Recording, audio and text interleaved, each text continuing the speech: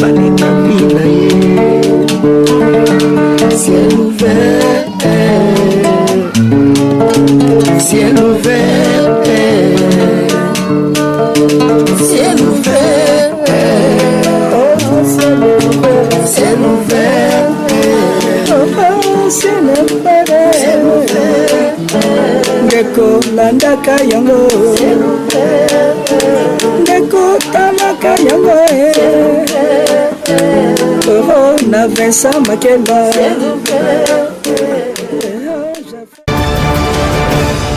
Shalom, shalom, balandi à Ciel Vert TV, ba mourir à Ciel Vert TV, ba partout na moki mobimba, oh ba préféré ka Ciel Vert TV chaîne na ba on préférence oh azoka makama ya malamu. Oh papa le bara pasteur Vincent ba 100% bon dia mais Ciel Vert TV vraiment na pesibino merci na confiance au pesibiso na Ciel Vert TV pe na ba émission bo mo la na vraiment talaka la chaîne na bon dia mais tiama za toujours le comme sans plus tarder toé na simayabili to moni na aux changements équipe nationale tous aura toujours ba tous sélectionnera toujours ba grand les autres na Beni Makela mutozo image okuna na deuxième caméra tous na Diogo Belvin Makela ba on est ba oza image protocole 100% banda na ba oza na grâce na bango to na émission na biso oyo to annoncer bino to roya talaka ne papa Vincent Lobaki touro toye avec Fox to l'exasu tellement resaté to na émission na biso to sala qui ezali à l'éternel et la musique. Tout le monde va témoigner qui va passer des commentaires, va bengi, va dire papa Cédric, faut pas voler que ça rata moulay suite aux besoin suite ne papa fait ça la kagi biso suite émission on peut ça biso alors le biso nani oh papa va ça la musique populaire, on va populaire, la musique mukili.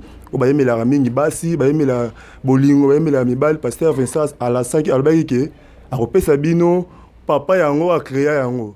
Yango le lotoyer toujours que c'est dirigé vers papa Vincent on a bien à l'homme paranormal tout ça la résidence naie pour na à répondre biso na ba mutuna mi bo benga bo pesa ki to e ko tuna kaka ye ba question ene mta répondre kaka machwa nzambe. Shalom l'homme de Dieu. Shalom l'homme falable petit frère Jésus-Christ moi en tout cas Yesu moi en tout cas nzambe pardon serveur électronique l'ingénieur. Donc nzamba le kanoko pambola yo apambola ba banso o ba kolanda biso de partout vraiment que le Seigneur vous soit favorable vraiment na lingi bino mingi nzambe aleka na kopambola bino lelo to yel susu pona ko édifier toujours les beaux tabac na nzambe. Merci beaucoup l'homme de Dieu le révérend pasteur Makela ndenge nini ba réaction ba sa ndenge na émission na yambaki yo ba bengi yo ba lobi ndenge nini par rapport à la question répondaki. Bon batu na ba mais bon moi ba mituna bazanga kate na pesa merci mingi parce que na moni na chaîne na biso bato ba mesene ko kota kolanda ba mission na biso ba bandi ko zonga parce que to perdre que moi quelque bande ko na biso yo to kabola kana bango ba mission oyo mais moni babani ko zonga na pesi merci mingi na bino nous bo s'abonner bo koto ndenge ndeko na biso bo ketcho lobaka vraiment ko sala bongo malamu na pesi bino ba merci ndenge bozo kota ko benge zalaki et puis moi ba question zalaki yangolo na yesu pona répondre bango nyo surtout na ba question oyo batuna kingai bibliquement parlant to kota na yango et nzambe na biso ndako zalo kumu l'homme valable. Merci beaucoup l'homme paranormal pasteur Vincent Makela. Vous avez l'art de parler. Ndenge nini bespirason aux orango wapi parce que ma question sous nos tourne nos monde question ma pasteur Vincent Okangama mais la comprendre tout répondre peu normal avec courage. Bespirason ça ça dire quoi? L'homme valable l'inspiration o yeza ya kotangela te o na kotaki université ne tiyo boye o pona bima ingénieur à maloba o te ezaka ka molimo nzambe na ipsaka batomiki nga na suis grâce ya ko silisa pena betude du thé mais j'étais au banc de l'école mais na komaki na ba niveau l'école kwa baninga te na zwa ki chance wana te mais j'ai la grâce ya kobongo la motema et na kuta na Yesu Yesu akotinga Saint-Esprit ezali mais professeur koleka ba professeur nyonso yende muto aidika ngai et muto a inspiré nga donc na ko kangamate parce que molimo mo santu eza esprit supérieur ya milimo nyonso tout donc ce qui question ezali molimo mo santu ko pesa ngai réponse ko pesa pa mate bibelobi même atatang bako accuser bino soki botelemi mpona koloba bino te nde bato bakoloba mais molimo ya papa nanga moto ekoloba donc c'est le Saint-Esprit nde inspiraka baréponse et puis yango nde moto epesaka maloba mpona koloba bien aimé l'homme valable donc c'est ça on a kozongisela yo réponse. Merci beaucoup l'homme de Dieu vraiment nzambe azalaka na yo babiso nzambe aponi musali na ya opesa nyonso nde pesa la vision provision na prévision apesi nyonso tout. Merci beaucoup papa Vincent. Toyé na émission na biso to sala qui aux deuxième partie à l'éternel et la musique. Toyé ce qu'on a deuxième partie na biso ya émission vraiment bandeko to sala ba question mingi bandeko babenga pengai babe papa Cédric so mi papa Vincent ba question na biso na ezangati. Yango moni toyé vers yo to tuna ba question na biso vraiment to ça na posa to tuna ba question na biso ba pour répondre à biso. Est-ce que vous avez vraiment sous prêt à répondre ba question na biso ne to baki? Ah fana donc c'est là yo na kopesa ba mbote na bana na ngai nyosto o baza na poto Sylvie Ngwema Sylvie Kigalu na États-Unis nzamba pambola yo Jobo Bolibanda docteur na États-Unis nzamba pambola yo Tony na frère Tony na Brésil nzamba pambola yo pourquoi pas na pesa Sir Mimito Maduda na France nzamba zana yo Sir Jackie frère Sele nazobenga bino poto sola mais na moni boso yambate bosa pe réaction mon côté n'est peut-être pourquoi bozui kanda ou bien nini donc ngana za makambo ebele to te ko perdre servante monene ya église biso et puis ngamo pe santé et déranger ngamo moi makasi par peu bon moni même matin ce qu'on a premier makasi ya misu yango wana donc na pesi mbote mingi pa ya Basaoula José Basaoula frère Joël Basaoula na France ya nangai ya nzeze espérance et puis na moi c'est maman Brigitte na France nzamba pambola bango na bose nani na pesi Iget Simao na Hollande nzamba pambola ye pourquoi pas Sir Brunel na France nzamba pambola ye banso balandaka biso nzamba za na bino longo donc motuno nezalaki ke so naza prêt mpona ko répondre nazali prêt one sokotunama ngai te me molimo mosantu na kati na ngai ekozongisa bato biano po ete bazala édifié na bosa tokopesa mbote pa ya Sir Nancy mobani tozane ana Kinshasa kuti tozane awa na ndako awa mwana nge évangéliste dit pourquoi pas na pesa Sir Martina mobali na ye bambote mingi bino nyonso tout bozala branché bozala jamais dessus na bebe na tangi kombote bozala branché papa Jean-Jacques na maman Pauline bino nyonso tout Sir Anita na mboko nini na Grande-Bretagne na Angleterre nzamba za na bino voilà ba mitune zali ya yo ba réponse pour ngai voilà. Merci beaucoup l'homme paranormal le pasteur Vincent Mankela. Tongé vraiment tout banda maman na attaque l'autre ça vraiment tant mort exact tout banda na attaque mbama quoi. Parce que là ba pasteur Vincent no le baki musique c'est comme musique et ça la nini na vie ya mutu musique na vie ya mutu et ça la nini. Musique na vie ya mutu papa l'homme valable et Joa Cabarol et Belé. Na on peut ça bon ba verser après. Oui. Et Joa Cabarol et Belé. Musique na lobaki la fois passée et il consoler mutu qui peut ça qui accompagner mutu na tristesse et qui accompagner mutu na makambo belé mais le lo soko teli malamu musique et Joa Carol munene na bombo ya mutu musique qui peut ko délivrer mutu musique qui peut ko posséder mutu oui musique qui ko délivrer mutu musique qui peut ko memela mutu milimu mabe musique ka na obina na to na oyoka ah oui na ko démontrer binango vraiment na ko démontrer binango avant na pesa bino ba verset na ko loba makam on a rasi ba contredire ngai te c'est ça omoni musique ya nzambe tanga baso beta yango omona tapso mona mutu moli monze pe kiteli oui na mona na église mutu moli monze pe kiteli a partir kaka musique wa to mona na ba église mutu azali emporter l'esprit ya nzambe a partir de musique moli mo santo côté lié moli nzambe côté lié na sala mona muto abandiko ka musique boye abandiko parler à langue abandiko kumisa nzambe ati maboko likolo agumbami abandiko bondela tout simplement ndenge wana nebi na concert moko ne pas quand de Frank Moulanja betaka na fiki na fait na fiki nebi chose des concert moko show na sakana ngope na ba CD pa na ngai. C'est ça. 5e anniversaire na bango.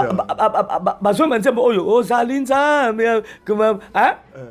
Nani skoyo azako kokanima yango ezalaki nani Harry Papa. Mais c'était terrible. Namoni bato bayambi molimo mosantu. Oui. Les gens parlaient la langue, fukami, batima bongo likolo, yabaki na Europe na donc musique penda, donc Frank Moula Jazala qui penda au four et au moulin. C'est ça. Donc c'était terrible. Et puis na sepela na koyanga na musique makasi. Batu bana mbali bazu pina batu bazaki emporter na molimo ya Nzambe. Parce que molimo ya Nzambe kanango ezalaka na influence moko boye. Soit ememami na molimo ya Nzambe, soit ememami na molimo mabe. Osomona. Yango monaka na musique ya onabi ya Nzambe, il faut mutu aimbango avec l'esprit de Dieu. Omona batu bakozala emporter et qui okitsape présence en Nzambe. Mais ce qu'on a mukili. Omonaka musique wana pesa kama posa ya ekobo. Pour ça pité, mais je te dis la vérité. Musique ka moko pesa na onengeni. Mais yo mona ngote. Yo mona ba musique wana te, tala ta bateni bon ba l'attaque. Nazomona. Donc musique ezako pousser mutu, ala ta ba jipette. Atika na kaleso, na sena mona ba la ki sa chanteuse mo kaza ko yemba. Mais na sena le lokote. Azotombola pe makolo boye ba partie intime na ye, intimité ne so monana. Donc basalongo parce que musique ko ezali accompagner na milimu mabe. Oso comprendre? Parce que na musique ko babetaka mukili oyo. Soki oke na milieu na bango. Omone loko mingi renyaka kuna drogue. Bangi. Pité. Kindumba. Oui. Parce que musala bazo sala wana milimu wana oya mabe o baza ko yembela o ezoko expliquer bango ba yembaka ezo me bango na misala ya mabe o mona kata bango bakisi jalousie mutema mabe komekama para musique wana mtotina bango na bloka ndenge wana ko freiner baninga ko bakela baninga ba mauvais sort. Namonaki monsieur monga azeko imba pas ouais rason. Bombo ko Jacques a témoigné ma grave. C'est vrai. Oui. Bataki soki voit le gorodo na mungongo, bataki le gorodo na mungongo. Hein? Bato balingi kolanda, ponga ninga mi ko dife bato, babeta bombo ko Jacques. Asa ancien musicien ya ouais rason. Au moins a témoigné ango. Alanda témoignage. Makamba salaye. Osomona eza lié du ya musique qui bango bazobeta. De eza musique ya milimu mabe, c'est satanique, c'est diabolique. Yango pusaka bato na ba makambo wana. À part ça, et pusaka bato na milangwa. Yango mona ka même ata bakri babetaka toza kolia, toza komela. Toza kolia, toza komela. Donc par rapport à musique que baba zo sala. Est-ce que vous comprenez? Oui. Or musique ya Nzambe et que pousser ba na biloko te. Parce que musique Nzambe poussa batnani. Na sala ba kiango te. Molimo Nzambe zo kita, ezo mabatu na sanctification, ezo mabatu na purification, ezo mabatu bazala na présence Nzambe, tout ça banini. Mais musique wana ememaka batu na mabe. Tala, na landa penza mwana mwasi moko jeune fille moko. Na concert moko ya wenge musique ngoko beta. Mwana mwasi azoba ke mwana en tout cas bandeko boni misangai na ko le bona linga te po eza bêtise grave. Mwana mwasi azoba nini? Abina musique oyo ya wenge musique zo beta awa. Mwana mwasi azoba na derrière te ayate. Bon derrière joue un rôle na musique. Mais non, c'est que eza misala mabe. Donc musique wana epesa Nzambe le kumute. Yakomoni bato basambela ba telemela kangu. Parce que derrière cette musique là, il y a un esprit. Esprit mabe, molimu mabe. Oye pusaka bango na milangwa. Tala ba musicien na sina landa témoin Jacques Sinjora. Oui. Aloba na musique wana mwasi amutazala kate. Oui. Yakomoni soki moko azu sida omona il faut kanga bango nyostu parce que baki ozoka ka mwasi mwa wana ngana zuiye yo zuiye beliva zuiye beni azuiye donc ba fanga lokola mwa ba boni bali misanga lokola banyama c'est que baza animé l'esprit wana mais ba ça animé na molimu mabe donc molimu yango na ba ino pesa bango tata na bango parce que tata ya musique païenne tata ya musique o ba benga profane aza descendance ya Kayen, aza descendant ya Kayen. Ah. Aza descendant ya Kayen. Yene mutu a dévié musique ezaki ya Nzambe. Voilà. Ye mutu a dévié musique ya Nzambe a comme ça musique ya mokili.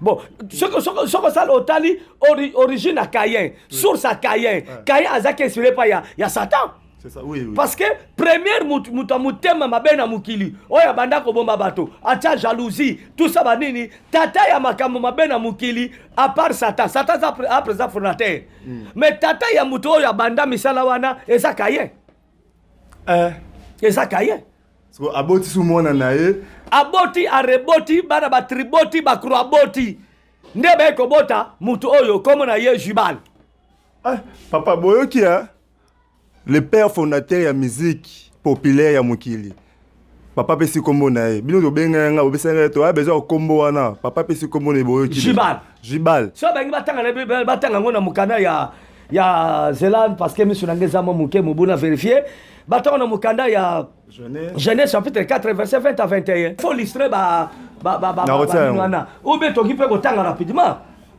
ça va to ko tanga rapidement po ba mona ke eza vrai to kosite eza vrai to meka ko tanga ngo zwa bible na ngai to tanga Genèse rapidement OK nazui bolim sanga mana problème trop sérieux misu nazo mona difficilement vraiment yana pesi mbote mingi pe pa ya Tendre Sisunda nzamba pambola ye na bose ko pesa mbote pa ya Makibe ma bébé maman ya précieuse cette grande dame mère de mère nzamba leka na pambola ye pena motema mojagwati oui nzamba leka na pambola ye et sans oublier ba banso yo to sala bakonda komoko ma Marcelo tout ça nzamba pambola bango bien aimé et na bose mutu moko Balbin Mondele nzamba zani na pesi mbote mingi konja ba sœur kuna na France to tangi Genèse chapitre 4 verset 20 à 21 20 à 21 na le kango rapidement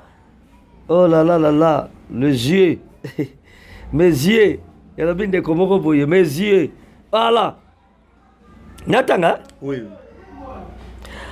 Ada afantan Jabal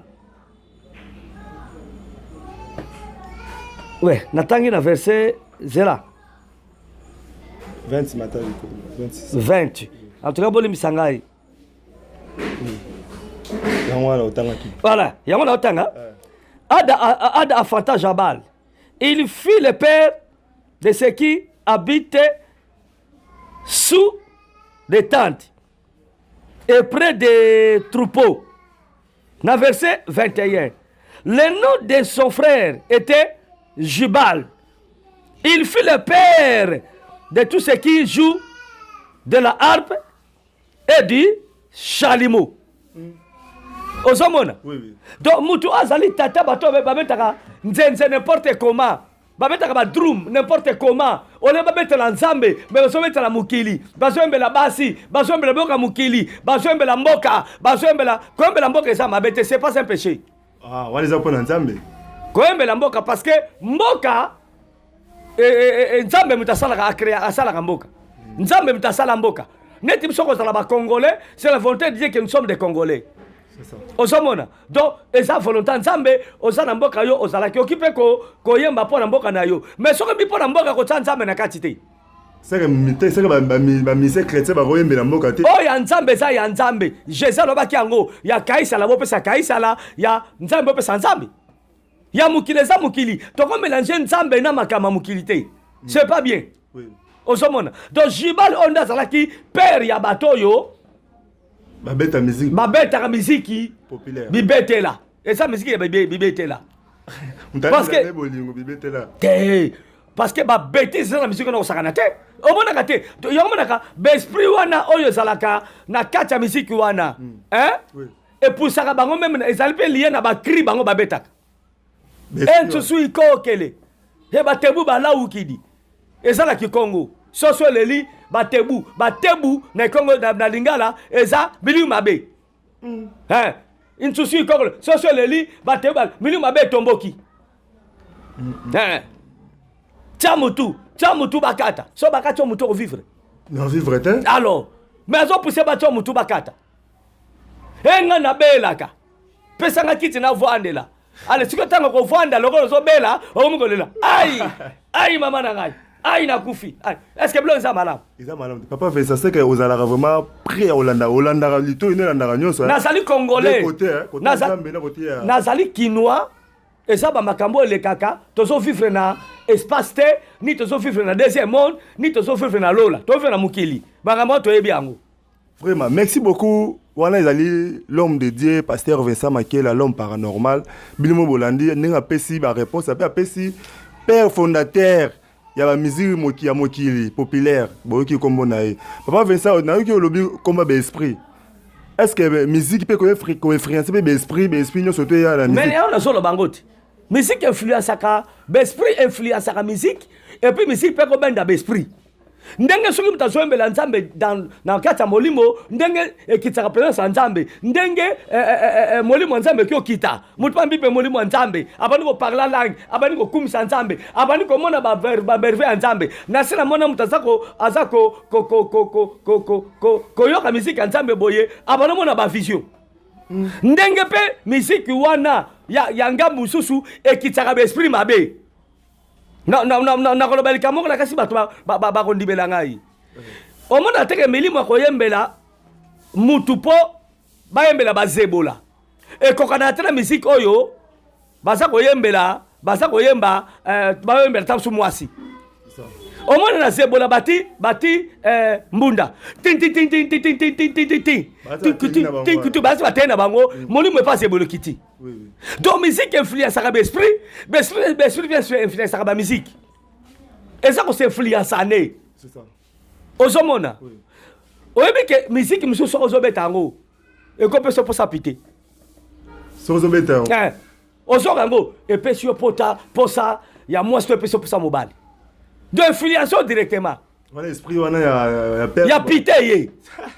Osomona ezapa na genre musique ebeta maka pona epesa mutu posa mabe ya pité ezapa na genre musique ebeta maka po molimo bazebola eya c'est ça ezapa na genre musique ebeta maka pona mutu ayo epesa mutu posa masanga l'esprit ya kasoko ba musique oui ezapa na musique ebeta ka pona ko kumisa équipe molimo wana eya et soutenir l'équipe.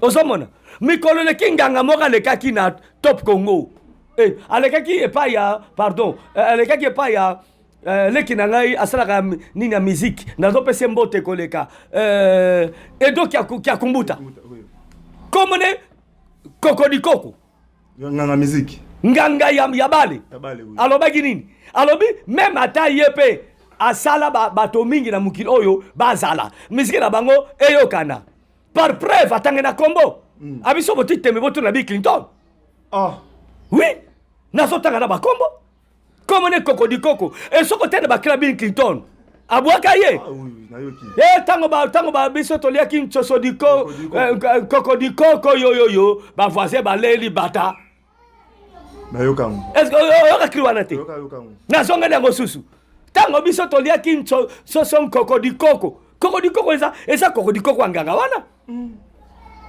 est-ce que ça comprendre yemo kongai te yemo mtatanga koma Bill Clinton abio kiteka yembanga eza mystique osomona te to osomona yango no osomona bana nzambe bayiko yoka ka musique wana te ezali influencer na milimu mabe eza influencer na ba démon.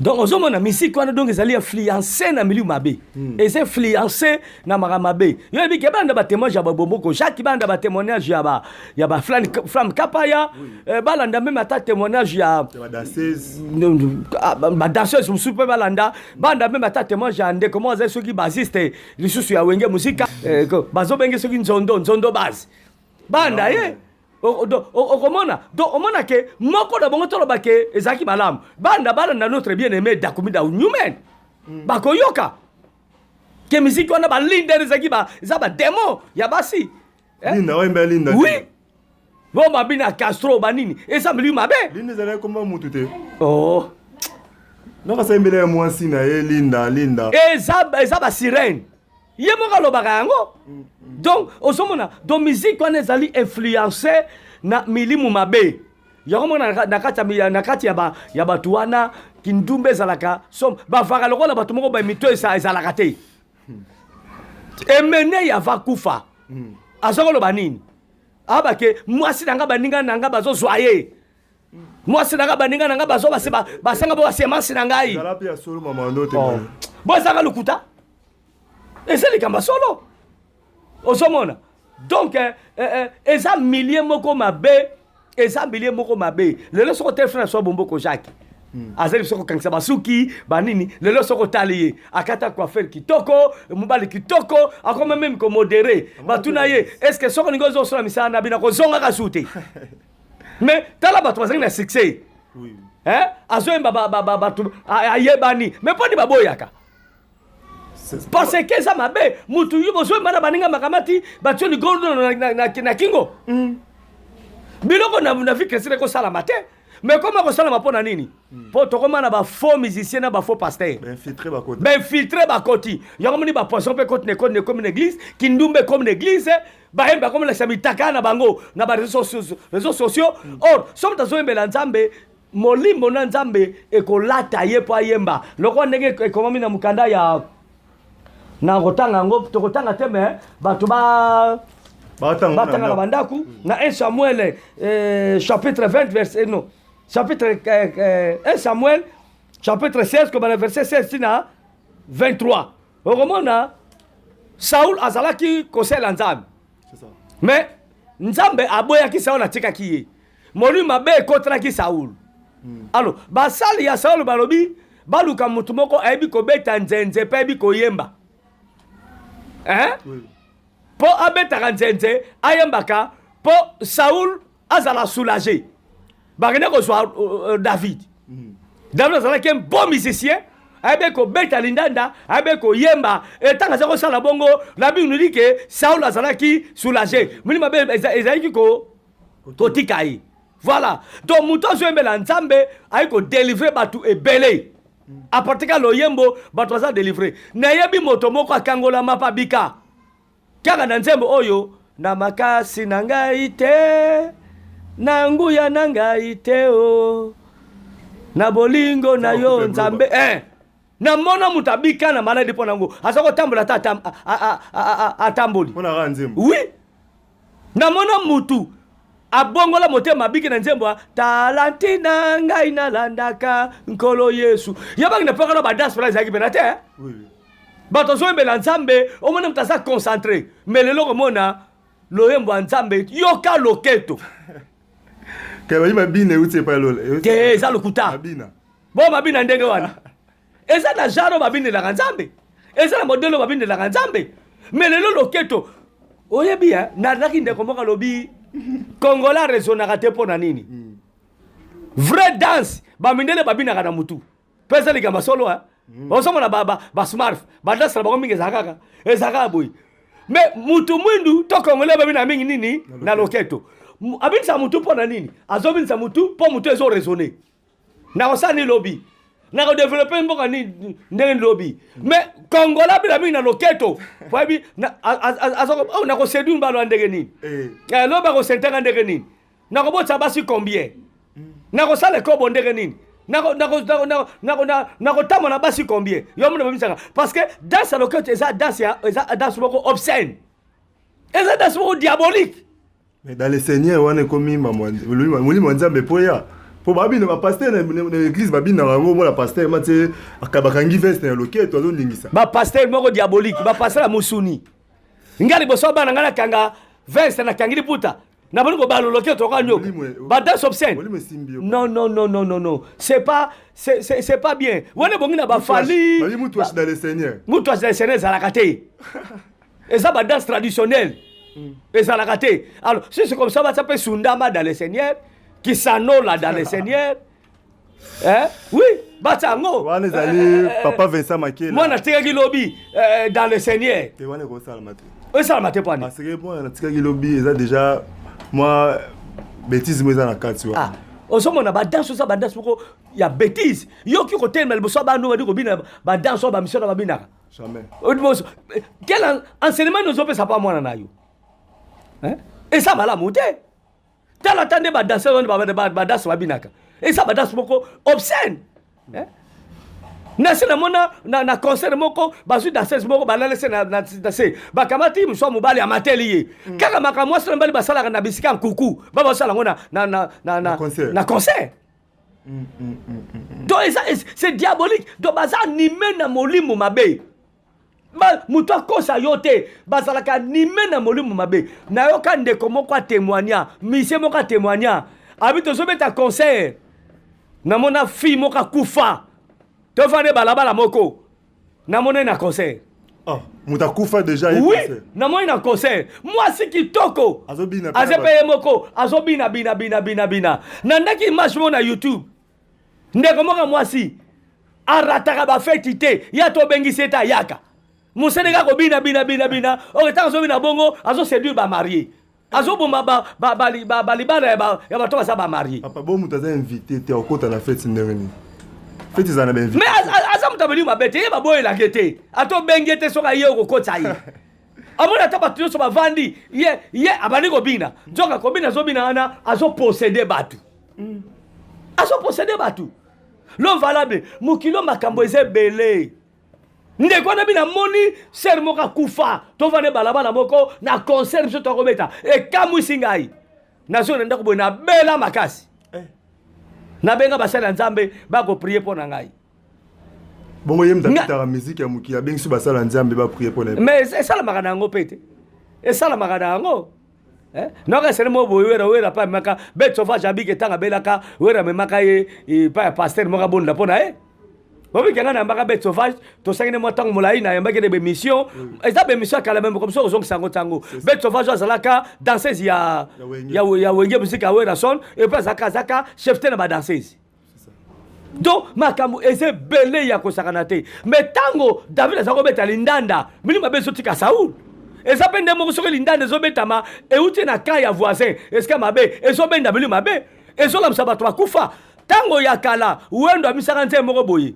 Marie Loisa solo ngai na yo soki nzembo ezobeta baso so kitoko o bakufa bazana basebete bazako bima Aster Vincent tuna bataka na bako yo zala romona basi yango bakufa banobima onomona bango tala na omelbe mo mukena mukiliti oui noka ba histoire na yoka ba histoire soka nzambe ke banika Marie Loisa na bato Alexis sa ba ko contending aite ezoko bisa baso ba kufa kala kitoko ezoko sabona batombo osomona donc il faut mutu soka zoyemba ayembela nzambe inspiration te pas ya nzambe parce que diable inspire pe bato bayemba pour ko séduire bato pour ko bomba mabala bato pour comme ça bato ba mobulu osomona. Donc c'est ça. Yangwana il faut battre la prudent na sala mokili oyo nzamba zali satana pas zali. Mais ngana ko pesa ko ça yo zana ka ya nzambe pour nous préserver vie na yo. La vie d'un homme est sacrée. Voilà l'homme valable. Merci beaucoup l'homme paranormal pasteur Vincent Motoyo. Nzamba la nanga munaye. Papa Vincent to tsika na question moko pour aussi ces missions au patel mozolo ba bien ba ndeko baza sima ba sepeli na bi kende bo na émission bo ça la commentaire bo benga pe na numéro za na ba na se ya presse téléviseur na bino bo benga bo reçoit sous à profondeur makambo o msu alobi ya muke mais bino so bengi ya ko expliquer bino na dimension ya 4 vraiment. Papa Vincent makile no ki otangi kombo ya ba musique ya mama nzambe olobi pe mamwebele mais question na ya suka ezali musique pour na lokumu ya nzambe ekoyiko sala eroza la ndenge ni musique pour na lokumu ya nzambe musique pour na lokumu ya nzambe faut ba betongo na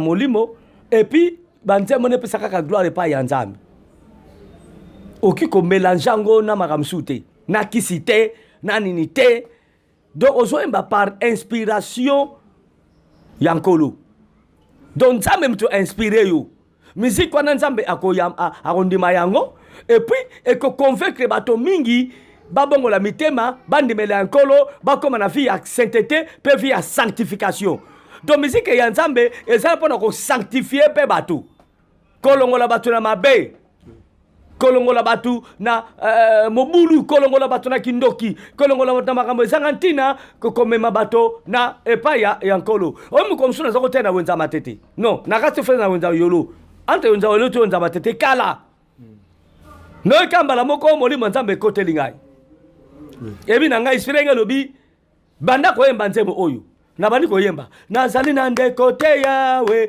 kolosunganga nazali na ndeko prefa na yemba nzembo wana nayemba kana wenze entre wenza yolo to ya matete parce que nzembo wana ezali inspiration nzambe bisaka ndemna na bandi koyemba nzembo wana nzambe mta inspirant yembaka te na bandaka yango na kana otiaka boyeni ngaka bongo pa inspiration ya molimo mosantu mpe na bandi koyemba yango ndebisio bato bazwa molimo osakana te na nzembo rapa oui nazoba likambo solo non puissant Seigneur Jésus Christ tala bali koyemba yango mpona nazokoteya kote ya mulongo ya bana basi ya bathomson oka bato basa koya je te dis la vérité au nom puissant Seigneur Jésus Christ ngamo mpe ezolekela ngai bato bazwi molimo bato ya kosakana te nazali na ndeko te yawe kolosunganga ozabo na délivrance sopa nguya nzambe kiti bato ni kosote toza banini nezoko tota prier mpona bato te bato baza délivre misiki ya nzambe kozala ndenge wana oyo tozomona mingi bazobeta lelo mingi oyo lelo oyo miziki ya nzambe te ça n'a rien à voir na miziki ya nzambe eza miziki ya commerce liboma na nzambe nzambe maya liboma na nzambe eza miziki ya commerce bazo commercialiser yango eza miziki ya kolinga bakoma bavedete bayebana nsima bafongola baeglise eza miziki ya kozwa mbongo eza miziki ya kozwa basi tout ça yango mingi bayembi wana mingi bana via malamu te tala batémoignage na bango bana via malamu te. Merci beaucoup l'homme de Dieu pasteur Vincent tomi vraiment presque na soka tolini ni oroki kopesa na ka ya nzambe parce que biso toza bana nzambe na bato babetaka musique chrétien oyo babenga ba musique chrétien tolini okopesa bango taka yo papa na bango mosala nzambe bato babeta musique oyo babengi chrétienne na kopesa bango toli liboso il faut kozala en communion na nzambe kozala pena vie moko parfaite na nzambe pe oza koyemba mpo na intérêt ya nzambe ndenge bacouple buloba bazalaka ndenge Charles Mumbaya bazalaka nete soki bako changer après mais ngai na bamodele nazwaka bacouple buloba lokola ya wili ngonda bazalaka yesu kitoko pipo kata dance assemblage BP l'église on a zoka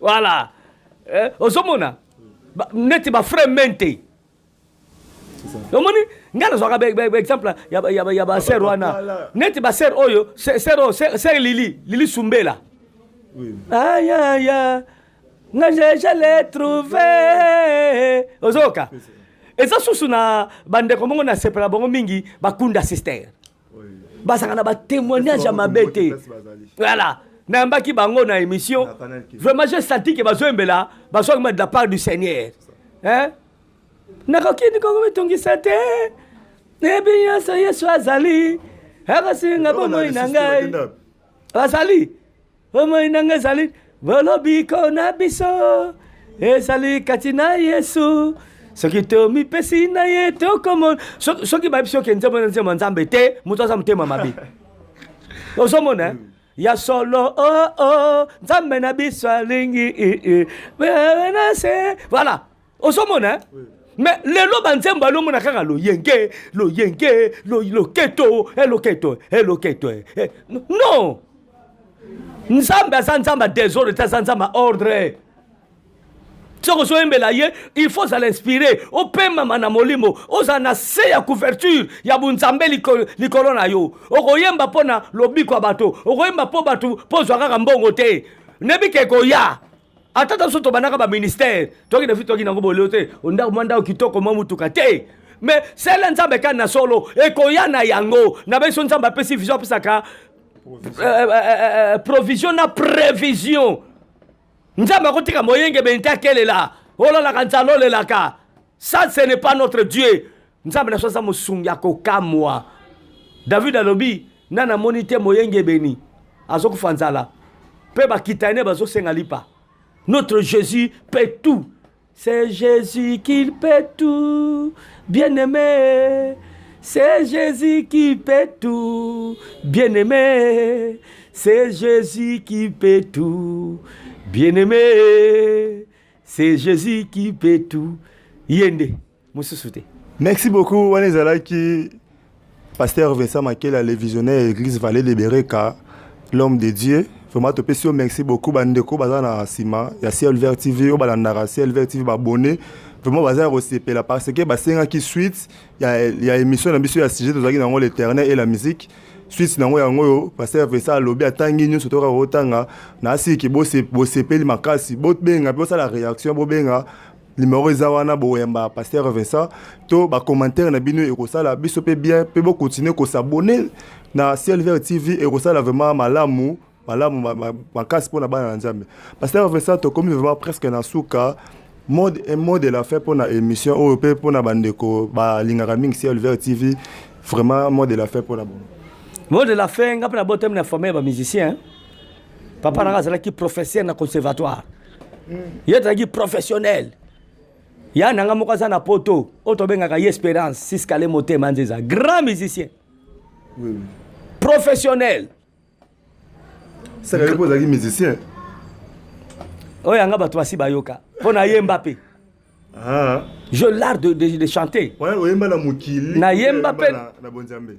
Na yemba pe na mukili na bonzambe nde pena na yemba te mais na mukili na yemba parce que ngana koti biske belé pona chant ngana koti ba pe di peuple biske belé pona ko yemba c'est ça yo yebi yango oui akazi yango na bisi bato to na sabino bandeko to landaka malamu na mukili musique ya malamu oyo ekoleka na kosunga musique so mona ngo muto asale clip na ba pentacle mais na ba nzemba comme na ba pentacle ba kondo ba totem na ba musique na bango to yeba ngeni ngo comme susu oh bozomona ba triangle te ba ninde na ba clip tozomona kaka metobi ya ba sœur Muzali ya ba frère Ezali ozomona ngai mopero amalo bazaki pire vie na ngai papa molimo ya orphelin ya pamba ya Blaise Maka baimba mbale bele na église nga na Kambaka atemba le bele na église nga na Kambaka bana na ba témoin ya kala mopero succès na bango banda kabi ezaki kisi hein bakendaka na mboka moko boelanga na nini na ba Congo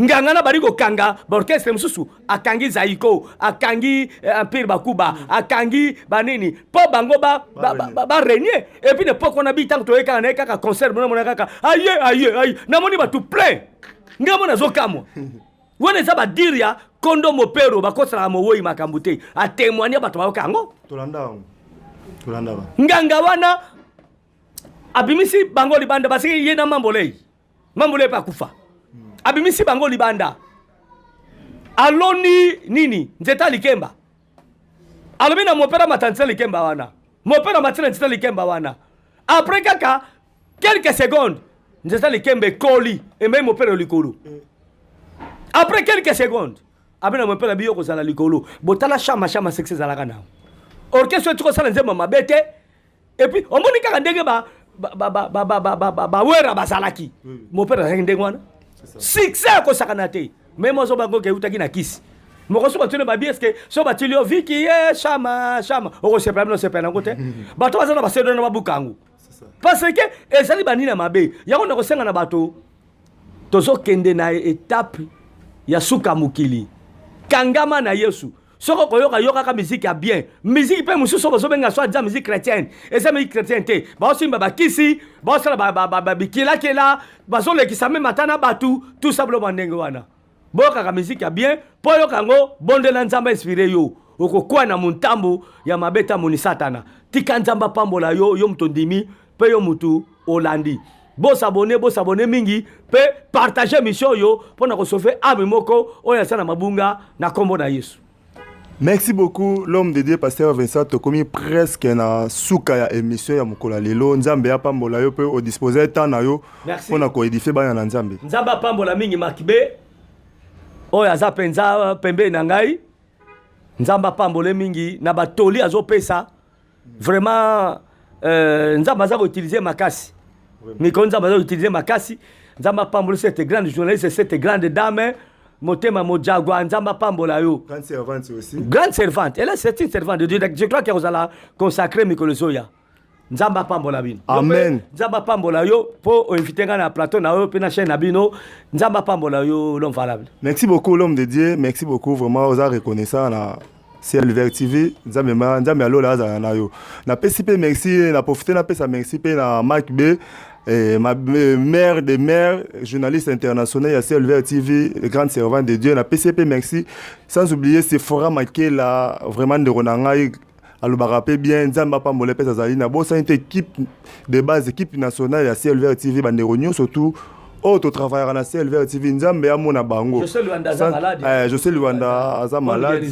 Bonne guérison na José Luanda na PC sous merci na bato basali be fort on so to leka 100% na pour cette téléviseur na bino Beni Makela za na Belve Makela ba star ba on ba simbaki bilili kuna poto leka na pour cette téléviseur na bino na PC merci to comme presque na suka merci na église Vallée de Bereka les sanga ya bana nzambe ba de na pesi merci na bandeko nyo surtout baza partout na monde ate ya va de beka nzambe za na bino mona bino sans oublier bandeko ya CLVR TV nyo surtout nzambe ya mona bino famille Makela na pesi merci na bosanité bandeko na nyo surtout oyo ba commentara ba benga ngai Germaine Mafuta na Paris na pesi merci ndeko na nga Belgoni na États-Unis na pesi merci beaucoup vraiment nzambe za na yo sans oublier papa Ferdinand Makela na maman Brigitte bolandaka toujours CLVR TV boza ba abonné à CLVR TV nzama mona bino na bosanité Serre du Ville le sang mon apprécié merci na bosanité gentil à Chimak donc na apprécié aussi merci to comme presque na suka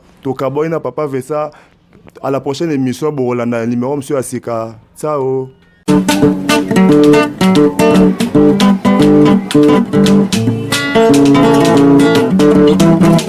Ciel ouvert, lève-moi nique mon nzambe monani loboko na tata ese-moi milikola balinga mina ye